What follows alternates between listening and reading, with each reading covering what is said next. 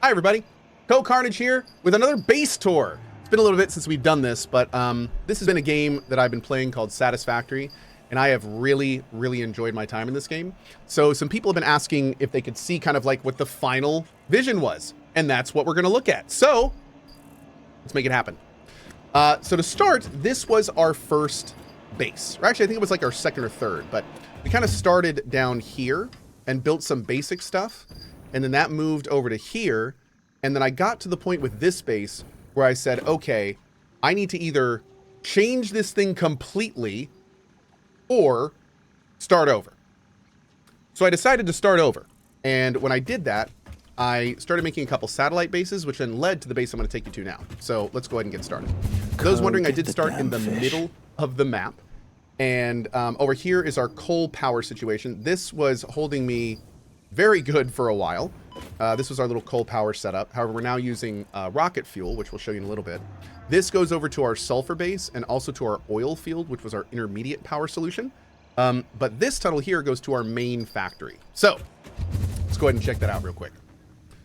The premise for this factory was that I wanted all the raw resources to come in one side, which is this side. I then wanted to use the main factory for like basic processing and even some minor advanced processing. Then I wanted to send it all to this side of the base and then pass it up into advanced processing, which is what you see here. So before we start too much, let me kind of show you an overview of the base. These are some satellite buildings that just have some extra production for pure ingots, but everything else is, oh no, looking good. And that would have been awkward. So going back over to here, the base does come all the way down to the bottom, and as you can see, there's a whole lot of infrastructure and basically just bringing different resources in.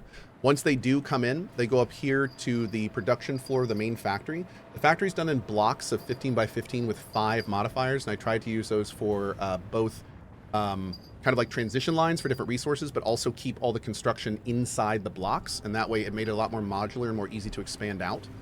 We do have some like basic piping and stuff through the factory, but anywhere you see the white and red, that's mostly for me just to like for layout stuff. So going into the main factory floor, this is where most of our kind of basic large scale production happened. You can see we made some satellite buildings to bring in like pure ingots as we got different types of construction blueprints as we got more hard drives. But everything here pretty much is for the assembly of everything up here. And the way that this works, which this is kind of the premise of this base that I wanted to do. The end goal for this base is I wanted a storage box with a dimensional storage on top of it for every single item in the game that was going to be used in my main base. So although this base kind of looks like it probably started all on that side, the main crux, kind of like the backbone of the base, is actually the storage line over here. So we'll go ahead and take a look at that real quick as we go over this way. We also have some ancillary buildings on the outside and a train that actually connects our old base to our new base. And I just output the old base onto the train and then input it here down a giant sushi line into our main base. But anyway, this is our main hall here. And this area is kind of like the main reception part. We got all the stuff we need in here. We got our little Gary Keene over here who is giving us items every so often. Love and miss you, Gary Keene. And then we go over here and we can see this is where the main block is. So every one of these has an input from either one of 3 places. Either we are droning it in here, we are training it in here, or we are producing it in this space. So the drones and the train come in the main sushi belt, which is hooked up to every single one of these. Every one of these is a smart splitter that has the right option going into the right. And then every single one of these gets put into a cloud storage. So the premise here is that the cloud, this always fills up first. Once this is full, this fills up. And then once this is full, it is shot out into the world. Now, or at the end of this is a sink. So basically it gets synced. Now, the thing that I did here that I would do very differently is I unfortunately made my storage an end point. And that's the big mistake of this base. If I were to play this game again, which I probably will in the future, I'm going to do this differently. And the reason that I messed that up is because the storage is an end point. It makes it so when I bring in items from different places, since I can't pass through the storage, I can't super easily use the overflow stuff, so I have to do some other weird things. But that's kind of the only big thing I'd change about this base, is I would make these storages with the dimensional more in line with the production instead of an endpoint. But that's for later. We also have some nice stuff here to help us get around quickly. But this system is really nice because the first item that goes into storage always gets uploaded, which is great. What's a sushi belt? A sushi belt is a belt that has multiple items on it. So thankfully we have T6 belts pretty much everywhere we need them now. So the belt's empty right now. But before this belt would essentially always have stuff on it. And it would constantly be feeding it into either where it needs to go or into the sink at the end. Anyway, going back to what we were talking about. So we do have multiple production floors. You can see here's the first floor. We also have the second floor. There's actually a -1 floor as well, where we have some production stuff happening down here, especially on that side. So all of these floors do kind of the basic production, and everything we need for these are filtered in from like all sorts of, gas areas. We have mines in the under area. We have a huge water complex over here to bring water in, all that kind of stuff. We also are actually piping in both rubber and plastic and various other materials via drones. So all of that helps as well. So let's go back to it. So the way that this works is now that all of these things are being stored, everything on the back end has its own block. The left side goes down. So anytime we bring an item to the left side of one of these blocks, it's going to go down the chain. The right side always goes up. So you can see here all of these items that are being passed up into our production area. The production area main backbone is these lines here. And as you can see, they all feed in based on need into the different areas they need to. Now, this is kind of fun here because what you can actually see in this is the progression of how, I puzzled this out. This was our first area here. You can see it's kind of a mess. I wasn't really sure what I was doing. That nothing's really lined up properly. I got some good ideas from doing this, but it was not quite where I wanted it.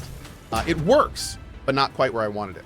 So I took some ideas from here and I said, okay, let's try to clean this up a little bit. So then we came up to this floor. And this floor, you can see I tried to use this verticality concept where I tried to kind of pile everything on the line closest to the machines. But that had its own problems too. And I ended up having to do this weird main wall here. And that led to some weird pullout. So it was better, but it was not quite what I was looking for. So then I started doing this. I started doing the matrix. And what's really nice about this is these floors are 6 bays. 1, 2, 3, 4, 5, 6. And that's copied on every floor. So by doing a matrix and knowing that every item, every row is going to only need 4, we made this 4x6 matrix here. And what this allows us to do is every row is a different bay. So every single row of these is a specific bay that then gets pulled in. So this one was a lot better. This one worked, but you can see here, I still had some pretty major issues if I had to bring in a horizontal line into a vertical system. So finally, we came up with our final layout, which is here. And this is a combination of a matrix layout, but then we also do a horizontal pull-in. So you can see now, since everything is done on the horizontal levels, not a single belt crosses over itself. So every single belt is perfectly in line without any weirdness or spaghetti to exactly where it needs to go. And that was our final output. You can see this is kind of the final form, which was very nice. It actually worked out pretty beautifully. So yeah, and that was the main production building. So that pretty much is this base. If I wanted to, what I would probably do is extend this out a little bit more, put the final walling up. I'd probably pull up another horizontal and flatten out the top. This would go up, probably get a nice slanted wall, all glass on the sides, and this would essentially be done. So that is the main production base. Now, real quick before this tour ends, there are a couple other quick things I want to show you guys. We'll take a quick look at the oil fields, which we produced. And this is where we did our intermediate power. So this here was our oil field setup. Oil field and plastic and rubber production. So this is basically like oil. So we have, this was our first oil setup. Then we did blueprinting. This was our second oil setup. You can see we started doing more modular designs and started to blueprint that. All this is blueprinted out as well. So that was all a very nice and fun little thing there. And then finally, the last thing I'll show you guys here was our power solution. And this last area, now I kind of had to decide at the end of the game if I wanted to do like rocket fuel or nuclear. I opted to do rocket fuel. And one of the kind of secret reasons I did that is because now I have a reason to play the game again if I ever want to try nuclear in the future. But I ended up going with rocket fuel, and for what we needed it to do, it actually was pretty great. So this, as you can see, we've gone back to our first base, but now what we're going to do is go over this way. And on this side of the map is where our rocket fuel production is. This was our last major construction. What we've done in here is using a whole bunch of blueprints. We've essentially created this behemoth rectangle that, starting from the top, takes various resources to then filter down through the rectangle and output into enough rocket fuel to power 528 refineries running without overclock. So I could come over here and put 528 of those out, and this cube would actually power every single one of them effectively, which is pretty cool. So this was kind of the last big thing we did. And you can see in here, this was, this one was a ride. we used a lot of blueprints for this, but everything is like exactly where it needs to be. We're talking, if anything was like a fraction off, then none of this would work.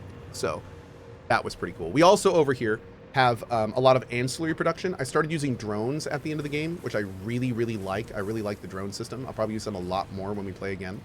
And we have this little drone thing over here that's moving all sorts of manufactured resources everywhere they need to go around the map. On top of that, we also have rocket fuel being packaged here, and the rocket fuel is being distributed into a drone, which then gets brought back to our base. And we have a fueling system set up there, so all of the drones are fueled with the packaged rocket fuel that's made here. So every drone is constantly being supplied with all the fuel it could possibly ever need. So yeah, pretty cool. Anyway, that's our base tour. I hope you guys enjoyed it. This game has been a lot of fun, and I've loved not only playing it but also puzzling through it. During this playthrough and during this base, like I said at the beginning, you know, I lost two very important animals in my life, Booker and our channel mascot, Gary Kuhn. And this game has been in a lot of ways my therapy as I've kind of, you know, worked through that as I've needed to and continued, you know, just moving forward. So shout out and special thanks to the devs for making such a special game. Like there's so few games that I feel that are interesting and just engaging enough to be able to pull someone out of what I was feeling, and that's exactly what it did for me. So shout out to the devs. This game's amazing. If you've not played Satisfactory, you should absolutely check it out. Everything you saw in this base probably sounds complicated. It's not nearly as complicated as it seems. Everything in this game is introduced to you in a really nice, slow form, so it's fun and easy and just frankly awesome. But anyway, that's about it. If you have any questions, feel free to hit me up on Twitch or Twitter, any of that stuff. And yeah, thank you for watching. Hope you enjoyed the tour. We'll see you next time. Bye-bye.